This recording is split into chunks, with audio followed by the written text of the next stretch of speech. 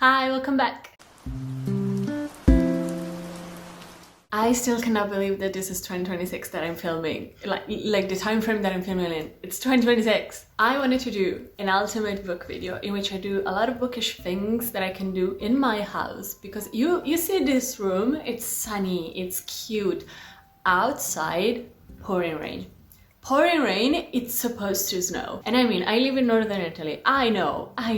I should expect snow. It has been a long time and I don't want to go outside. So, I thought we could split this video in 3 parts. The first one is going to be my New Year's resolutions, the things that I want to do differently this year regarding this channel, regarding my life, regarding my reading life. Then I got a new reading journal and I wanted to show it to you. It's the Hobonichi Techo. Technically not a reading journal, technically it's supposed to be like, we call it agenda. It's a journal, like a weekly journal, but I'll show it to you later. And then one of my New Year's resolution, you'll see, goes into the next part in which I want to count how many physical books I have on my TBR and just do a little bit of a roundup. So let's start with New Year's resolutions. My first one is always the same for every year. I want to read more indie books. I was very good last year. I read a ton of indie books.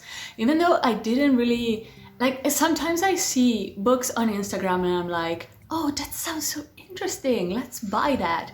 And then I realize, since I bought the ebook from the author's website, I'm like, this is an indie book. It has not been traditionally published. This is why I'm the only one reading it. So I was very good. I read tons of independently published books, and I want to do this year also, because I found a ton of very unedited, very bad books, but also so many hidden gems. And I was like, I need to do this more often. I need to discover more indie books. In 2025, I made a spreadsheet with all of the series that I'm in the middle of, and I want to finish them. I want to finish them so bad. I think I'm in the middle of 40 series, of which about 15 are finished, like are complete, and I just need to like read the last book, read the last 2 books and a novella. And I'm like, I really need to do that, and I want to, and I will. I have a series on this channel called finishing all of the series that I'm in the middle of. I'm going to do that more this year, I think. Let me know if it's something that you'd actually like, that I continue this series. I'm going to do that, but I can do it in a little bit of a different format, like a classic reading vlog. I don't know. Okay, next one is reading the books I'm scared to read. There are tons of books. Usually there are sequels of books that I really enjoyed, and I'm like, I have the sequel in my head. Why can I not make myself start it? I'm so scared that I'm not going to like it. For example, I love the Prince of the Sorrow series, okay? I love it to death. I thought it was going to be 5 books in this series. I was wrong. There's going to be 8. And we're on book 4. The problem with this series is that it takes a long while for the books to come out. It's alright. That's good. It means that the author is taking their time, you know, writing and crafting. This is an indie series, so it needs time. But the 4th book came out and I was like, I loved the 3rd book to death. Started the 4th book and I'm like, I'm not in the mood for this. I'm not in the mood. I'm going to give it 3 stars if I keep going. And so I stopped. And so I need to get back in the mood for fantasy and find the courage to finally fucking finish that series. I don't know. I'm just a scaredy cat when it comes to books. And this goes into the next point. I don't want to be scared to follow my moods just because some new and exciting book has come out and everybody's reading it. I am definitely one that follows the hype sometimes. See Hate a Rivalry. I knew that the show was gonna come out. When I decided to read the books, I have a vlog in which I read all of them. There wasn't as much buzz as there is right now. Like, people were thinking about watching the series, people were talking about it on Tumblr, and I was like, I might as well, because it sounds very cool. Sometimes I'm like, oh, this new and exciting book, everybody's talking about it, but I don't really feel like reading it. Well, maybe I should because everybody's talking about it. I don't want to do that anymore. I want to read exactly what I'm in the mood for, and or challenge myself to read something that it's outside of my comfort zone, but it sounds interesting, even if it's not like a new and exciting book. I did that with Intermezzo by Sally Rooney. I don't really like Sally Rooney's writing, I know, but everybody was talking about Intermezzo, so I bought it, started it, didn't really like it. I wasn't in the mood, I was not there for it, and so I abandoned it. I don't want to do that anymore. I kept it simple. These are all my New Year's resolutions for my literary life, for my life just in general. I want to work out more. I think this is a very basic prompt for the new year, not because I want to get skinnier or something. I discovered that I have a connective tissue disorder. I'm hypermobile, so I need to put on some muscles on these arms and legs. In the same vein of that, I want to prioritize my health a little bit more. I have to drink more. This is another basic one, but I have to drink more. I need to take my meds. That's another one. I need to never forget that. And I need to take my supplements, because when you have a connective tissue disorder, supplements can be beneficial to the max, especially magnesium and calcium. I want to see my friends more. I want to participate in something like community-wise. I want to do something for the community. This year, I felt very isolated in 2025 because my mental health was not doing very good. And so I tend to isolate, and I do very well with solitude, and that's not a very good thing, because sometimes I isolate myself too much, and then my friends are like, "Are you alive?" And I have to say, yeah, I'm doing good, I just don't want to see anyone. And speaking about mental health, my new journal. This is the Ohobonicitacho for 2026. I did a group order with my friends, so we all have this little guy. I'm obsessed with it. I have never had kind of like a diary, like a weekly planner thing outside of school. In Italian school, you have to have one. I wanted to show it to you because I transform it not only in my weekly planner, which I'm going to show it to you. It has very cute pages. This is the monthly one. I put a ton of stickers on it. And then I have my weeks, which I made as colorful as I can, because I know myself, I need to be happy and surrounded by happy colors. So I put everything that I need to do on the right side, and all of my like things that I have to do in the day on the left side. And then I transformed, because you have tons of pages, like blank pages at the end. You can choose the one that has a lot more blank pages. I didn't do that. I kind of regret it now. I transformed it in my reading diary. I used to have a reading diary. It was so complicated and I never used it. It had ton of colorful pages, and with the books and the shelf, like the little drawings. Never used that. Never used it. I discovered that I'm a very lazy person when it comes to writing and journaling, so I need to have something so simple that I feel stupid not using it. I just have a title page with my reading goal, 100 books. I know, it's always 100 books. And then I have the some columns in which I will track all of my reading at the end of the month. And then title page for the month.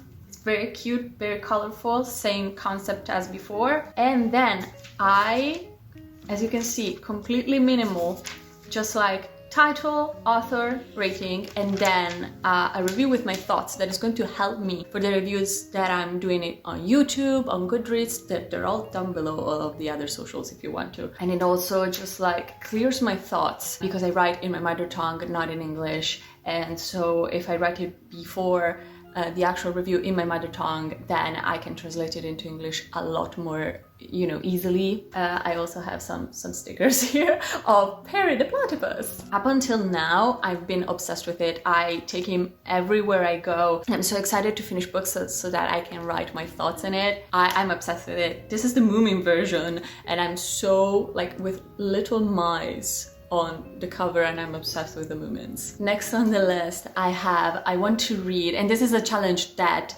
I'm doing with my friend. I want to read at least one physical book from my TBR a month.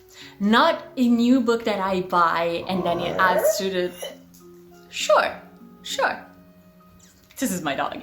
Not a new book that I buy and then it adds to the TBR, like a old book that I haven't been reading because I bought it 15 years ago. And so I wanted to do a little challenge. I don't know how many books, like unread physical books I have in my childhood home, because this is not my childhood home.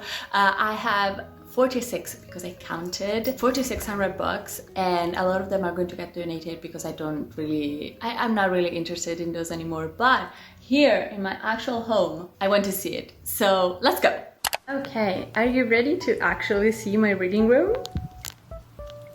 Yeah, it's a mess. I have tons of books, and you know, if we want to know what the tea is that it's not even all of it. It's not even all of it. This is. I also have these books. And also, haha, welcome to the other book room, in which I also have monopolized for all of my books. I think I'm gonna do this room first because the lighting is atrocious. So yeah, well, I do have a light, yes.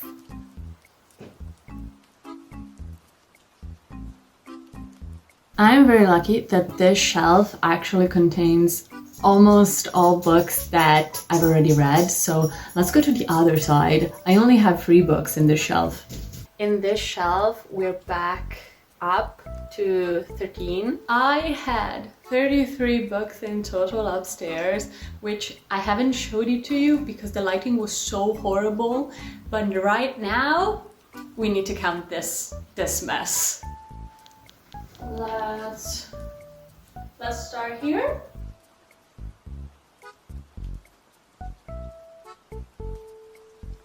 I don't know if it's going to be left or right side when I actually flip it, but my left side is 59 books. Not that bad, may I say. Let's do the right side mess.